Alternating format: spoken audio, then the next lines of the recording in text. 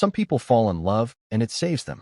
But what happens when the person you fall for decided, a long time ago, that love is the most dangerous thing in the world? And what happens when you walk in smiling, with your homemade lunch and your warm eyes, and you have absolutely no idea what you just stepped into? Drop a comment and let us know where you're watching from. And don't forget to subscribe so you never miss what's coming next. This is a story about two men who, by every law of logic, should never have crossed paths. The first one believed in people. No matter how cold someone was, no matter how many walls they had built, he believed something soft was always living inside them. His name was Liam Hayes, 27, a graduate student, a part-time worker, and a full-time optimist in a world that had never been kind to optimists. The other man had stopped believing in people a very long time ago. Not because he was born that way. Nobody is born that way. He stopped believing because something happened to him. Something that changed the way he saw the world, the way he saw men, the way he saw anything that looked like closeness or affection or need. His name was Kai Storm, 28 years old, CEO, owner of one of the most powerful companies in the city, and unknown to almost everyone around him. The head of an underground network that the wrong people spent their whole careers trying to expose and could never quite reach. Kai Storm was the kind of man who walked into a room and everyone went quiet. Not because he was loud, because he wasn't, because something about his silence told you, without a single word, that this man had seen things, done things, and survived things that would have destroyed anyone else. These two men had nothing in common. Nothing. Except for one building, one company, one late evening on floor 7, and one spilled cup of coffee that almost ruined a very expensive suit. Liam Hayes woke up that Monday morning the way he woke up most mornings, already running behind. His apartment was small, the kind of small that New York politely calls cozy and charges you 3 times more than it is worth. There were dishes in the sink, a poster on the wall that was slightly crooked and had been slightly crooked for 4 months because Liam kept meaning to fix it and kept forgetting.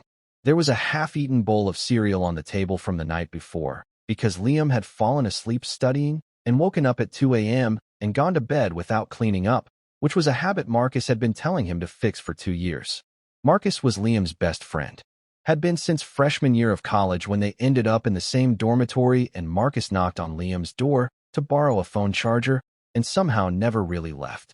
Marcus was the practical one, the one who planned things, the one who set 3 alarms and showed up 10 minutes early to everything and could not understand, truly could not understand, how a person as smart as Liam could be this consistently, spectacularly late to everything that mattered.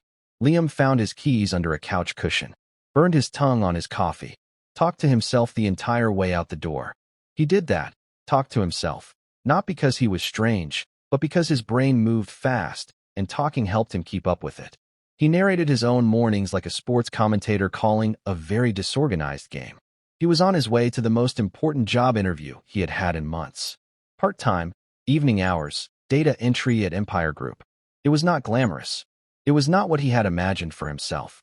But graduate school was expensive and his stipend only stretched so far, and this job, if he got it, would mean he could stop stress-eating noodles 4 nights a week and maybe, occasionally, buy groceries that were not on clearance. He hailed a cab. The cab drove past him. He stood on the sidewalk and looked at the cab driving away from him with the particular expression of a man who has accepted that the universe is testing him but has not yet decided whether he is passing or failing. He was 12 minutes late to the interview. He walked into the lobby of Empire Group and immediately felt the kind of self-consciousness that comes from being slightly disheveled in a place where everything is perfect. The floors were marble. The ceilings were high. The receptionist had the posture of someone who had never in her life been 12 minutes late to anything and had very little patience for people who had. Liam smiled at her. She did not smile back. He went to sit in the waiting area and spent 4 minutes fixing his collar and smoothing his hair and reminding himself that he was smart and capable and good at his job, whatever the job was, and that he could absolutely do this. And then the elevator opened, and Kai Storm walked out. Liam did not know who he was yet. He just knew that when this man stepped into the lobby, something in the air changed. It was not dramatic. It was not like the movies where the music swells and everyone turns to stare. It was quieter than that. It was the kind of change you feel before you understand it. Kai moved like a man who had never in his life questioned whether he belonged somewhere. Two assistants flanked him, talking fast, handing him papers. He did not slow down. He did not look around. He answered them in a voice that was low and flat and final. And then he turned a corner and was gone, and Liam sat there for a moment just processing what he had witnessed. He got the job. The hiring manager liked him immediately, the way most people liked Liam immediately, because Liam had the rare quality of making people feel like he was genuinely happy to be talking to them. He told the truth when he said he needed the money. He told the truth when he said he was a fast learner. And when he mentioned being 12 minutes late and promised it would never happen again, he meant it completely. Even though Marcus would have told you, gently, that his track record on promises like that was not perfect. He started Monday. He rode the elevator down from the interview and stood on the sidewalk outside Empire Group and let out a long, slow breath and felt, for the first time in weeks, like something was going to be okay. He did not know, standing there in the autumn air with his resume still in his bag and his burnt-tongue coffee gone cold, that this building was about to change his life in ways he could not have imagined. He did not know who owned it. He did not know what happened on the floors above floor 7. He did not know that the man he had watched cross the lobby, quiet and cold and unreachable, was already, without knowing it, about to become the most important person in his world. There are people who become cold because they are born without warmth. And then there are people who were warm once, who had it, who felt it, who gave it, and then something happened. Something took it from them. And they made a decision, somewhere in the wreckage of that thing that happened, that they were never going to be that open again, that they were never going to need anything from anyone again, that they were going to build something so strong and so controlled around themselves that nothing could get through. Kai Storm was the second kind of person, but almost nobody knew that, because he had been the second kind of person for so long that most people who met him assumed he had always been this way. Kai was 28 years old, and he ran Empire Group the way he ran everything in his life, with total precision and zero compromise. He had taken over the company at 24 after his father ran it into the ground through bad decisions and worse habits, and he had rebuilt it from something embarrassing into something formidable in 4 years. The business world called him a prodigy. The financial press called him ruthless.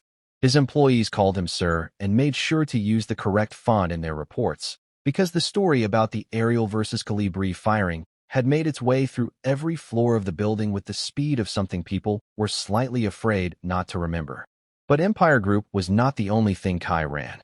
Below the surface of the company, hidden behind the right meetings in the right rooms with the right people who knew how to keep their mouths shut, Kai operated a network that had nothing to do with spreadsheets or quarterly earnings. It was the kind of network built on silence, on loyalty that came from fear and from debt, and sometimes, with the right people, from genuine respect. He had inherited the edge of it from his father and then expanded it in ways his father never could have, because Kai was smarter and colder and more disciplined than his father had ever been. The men in those rooms called him something different than the men in the boardroom did, and they never made the mistake of thinking he was just a businessman. His personal life was a room nobody had access to. He lived in a penthouse that was beautiful and completely empty of anything that told you who he was. No photographs. No mementos, no evidence of a past. His housekeeper had worked for him for 3 years and did not know his mother's name. His second-in-command Derek had been with him for 5 years and was one of maybe 4 people on Earth who could read the slight shifts in Kai's expressions, who knew that a certain stillness in Kai's jaw meant he was controlling something, and who had learned, through careful experience, which questions were safe to ask and which ones you simply did not ask. Derek worried about Kai the way you worry about someone when you can see very clearly that they are not okay, and you also know with equal clarity that they will never tell you that. He watched Kai work until midnight every night. He watched Kai turn down every invitation, every social engagement, every suggestion of anything that looked like rest or connection or ordinary human life. He had once, gently, tried to ask about it. Kai had looked at him with those quiet, flat eyes and said something that ended the conversation so completely that Derek had not tried again for 8 months. The only time Kai showed anything close to what another person might call emotion was in certain meetings, in the rooms below the surface, when someone tested him or pushed at the edges of what he had built. Then something moved behind his eyes, not anger exactly, but something colder than anger, something more purposeful, and the people in those rooms who had been around long enough recognized it and went very still. There was one thing Kai did that nobody knew about. Late at night, after the building was empty and the city had gone quieter, he sometimes stood at the floor-to-ceiling window of his office and looked out. Not at anything specific, just out. And in those moments, if you could have been there without him knowing, you might have seen something on his face that did not match the man everyone thought they knew. Something that looked, just barely, like exhaustion. Not the exhaustion of working too hard. The other kind. The kind that comes from carrying something for so long you have forgotten what it felt like not to carry it. He never talked about what happened to him when he was 15. He never talked about the man. He had filed it away somewhere so deep inside himself that on most days he could go hours without it touching him. He had built his whole life around making sure he was never in a position of vulnerability again. Never needing, never depending, never allowing anyone close enough to see anything real. It had worked. Mostly. The cost was that his penthouse felt like a hotel. The cost was that when Derek said goodnight and the last assistant left and the building went quiet, Kai Storm, the most powerful man in that building, sat alone in the silence and felt nothing. Or told himself he felt nothing, which is not the same thing, but for a long time he had managed to treat it as if it were. And then Monday evening happened. And a 27-year-old graduate student with homemade food and no sense of how to be invisible walked onto floor 7 and changed the temperature of everything. Liam started on Monday evening the way he started most new things, with genuine enthusiasm and an amount of nervous energy that he channeled into being very organized, because organization was the thing he could control when everything else felt uncertain. He introduced himself to Tommy within 3 minutes of sitting down. Tommy was 26 and had been on floor 7 for 8 months and had developed the particular self-preservation instincts of someone who had learned the rules of a place through small, careful mistakes. He told Liam about the correct font. He told Liam about the 9 p.m. rounds. He told Liam, with the sincerity of someone giving genuinely useful survival advice, to stay invisible. Liam nodded, said he understood, meant it completely, was physically incapable of executing it. By Wednesday, he had learned everyone's name on the evening shift. By Thursday, he had found out that the vending machine on floor 6 had better options than floor 7's and had started making the trip down 1 floor on his break. By Friday, he had brought enough homemade food to share, which he offered to Tommy and the woman 3 desks over named Sophie, and which they accepted with the particular gratitude of people who had been eating vending machine chips for months and were not going to admit how much they appreciated this until it had happened several more times. He was good at the work, genuinely good. He had a way of looking at information and finding the pattern in it, the logic underneath the numbers, and he organized things in a way that was cleaner and more intuitive than the standard format. He did not know that this would be noticed. He did not do it to be noticed. He did it because it made sense to him and Liam. When he found a way something made more sense, could not make himself do it the less sensible way just because that was how it had always been done. On Thursday evening at 9:09, Liam was still at his desk with his earbuds in, finishing the last of a file batch. He was mouthing the words to a song. He did the small shoulder movement he did when he was comfortable and not thinking about being observed. He reached for his coffee mug. He turned, and Kai Storm was standing 2 feet away from him looking at his screen. The sound Liam made was not small. It was the sound of a person who had been fully inside a private moment and suddenly found themselves completely exposed, and his body responded before his brain could intervene. He knocked the coffee mug. Time moved strangely for a half-second. The mug tipped. Kai stepped back. The coffee hit the edge of the desk and not the suit, which was the only mercy available in that moment. The silence afterward was significant. Liam, hand pressed to his sternum, looking up at the most quietly terrifying person he had ever been in close proximity to, began apologizing in the way people apologize when they are mortified and their mouth is moving faster than their judgment. Kai looked at the coffee, looked at Liam, said, in a voice that contained no emotion whatsoever, that Liam was new. Liam confirmed this with more words than were necessary. And then Kai said something that Liam had not expected. He talked about the files, about the way Liam had reorganized them. Not to criticize, to acknowledge that it was more efficient. And then he turned and walked away without another word, and Liam sat in his chair for a full 30 seconds processing what had just happened. Something had shifted. He did not know what. He did not know why the way Kai had said those few words, flat, spare, almost reluctant, like efficiency was the only compliment his vocabulary allowed, had landed on him the way it did. He just knew that when he put his earbuds back in, the song sounded different. And when he looked at the elevator doors after Kai had gone through them, he kept looking for longer than made sense. He told himself it was just surprise. The sudden appearance of someone in a quiet room. The relief that he hadn't ruined a suit worth more than his monthly rent. It was just adrenaline. That was all it was. He was good at telling himself things. He was less good, in this particular case, at believing them. Marcus had known Liam for 9 years. In 9 years he had watched Liam fall in like. Not even in love, just in like. With a rotating series of people who shared certain qualities. They were always a little complicated. They were always carrying something. They were always, in Marcus's careful assessment, people that Liam's brain had registered as a puzzle to solve, a person to warm up, a closed door that his instincts told him could be opened with enough patience and enough of that particular Liam Hayes quality that people who loved him called warmth, and people who were more protective of him called dangerous optimism. Marcus saw it in Liam's face over coffee the next morning. Before Liam even said the man's name. Before Liam had finished the sentence that started with, "So there's this guy at work."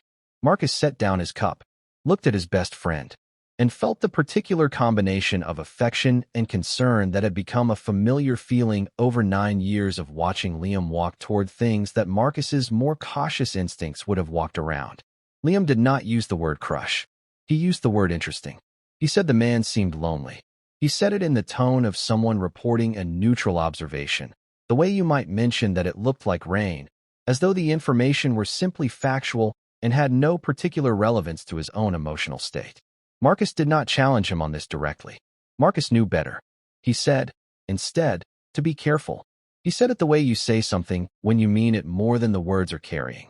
And Liam, who heard the more, looked out the window and was quiet for a moment in a way that told Marcus his concern had landed. But Liam being quiet and Liam changing course were two different things. And Marcus knew that too. Meanwhile, Kai, on the other side of the city, in a closed room on a floor that did not appear on the public directory of Empire Group, was having a very different kind of conversation. The men in that room were not the kind of men who appeared in press releases. They were the kind of men who had built their power in the spaces between visible things, in the agreements that didn't get written down, in the silence after a certain kind of sentence.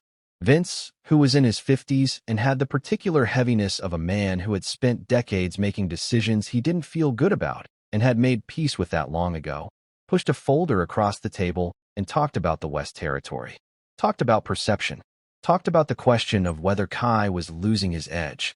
Kai did not respond to this the way a man without an edge would respond. He said 4 sentences. By the 3rd sentence, nobody in the room was making eye contact with Vince. By the 4th, the meeting was over. This was something Kai did. Ended conversations with a finality that had nothing to do with volume or aggression and everything to do with certainty.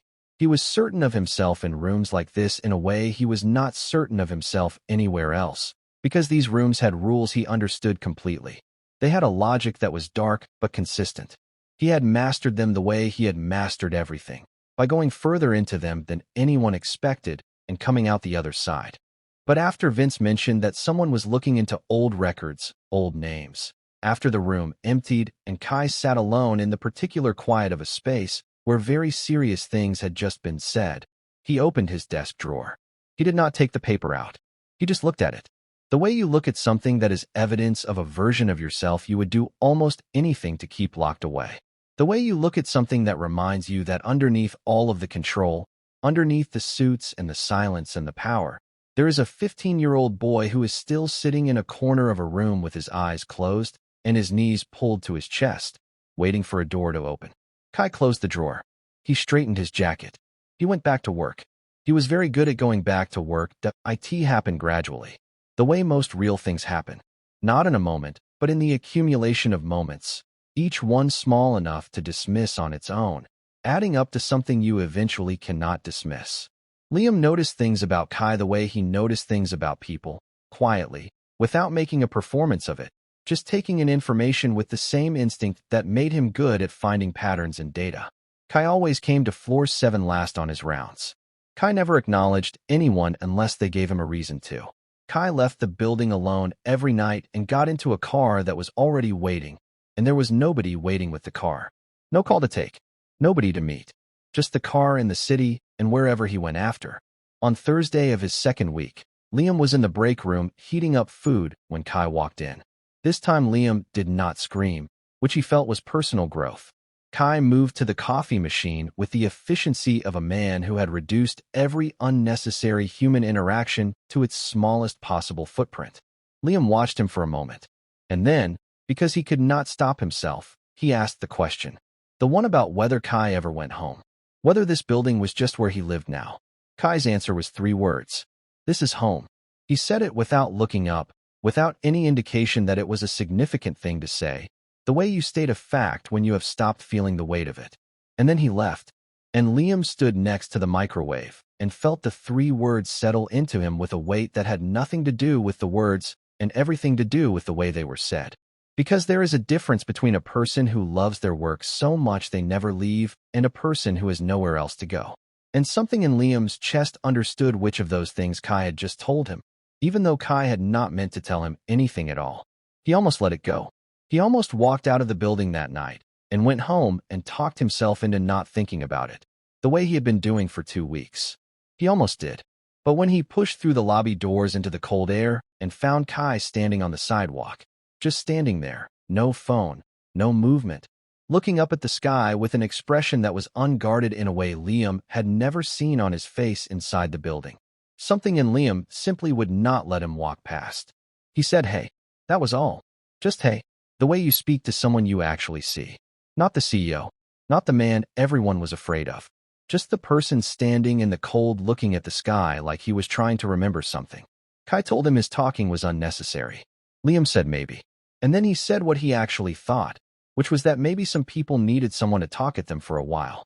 And Kai, who dismissed everything, who had an answer for everything, who ended conversations before they could become anything, did not have an answer for that. He looked at Liam for a moment. A real look. The kind where you are not performing indifference. The kind where you are genuinely, carefully trying to understand what you are looking at. Then he told Liam to go home. And he got in his car. And Liam stood on the sidewalk watching the car pull away and felt something warm moving in the center of his chest that he recognized and did not entirely know what to do with. He texted Marcus about it in the vaguest possible terms, which Marcus saw through in one reply. He turned his lamp off and lay in the dark and told himself it was nothing. He had been telling himself it was nothing for 2 weeks, and he was getting worse at it, not better. And somewhere across the city in a penthouse with no photographs and no warmth and a glass of whiskey he never drank, Kai Storm sat on his couch with his jacket off and his eyes on the wall and thought, without meaning to, about a guy who brought homemade food to a part-time job and asked his boss if he ever went home. And something moved in Kai that he had no category for. Something that had no place in any room he had ever built for himself. He did not name it. He was not ready to name it. But it had gotten through the wall. Just barely. Just the edge of it. And even that small, barely there thing was enough to mean that Kai Storm's life, as carefully constructed and controlled and sealed shut as it was, had already, without his permission, begun to change.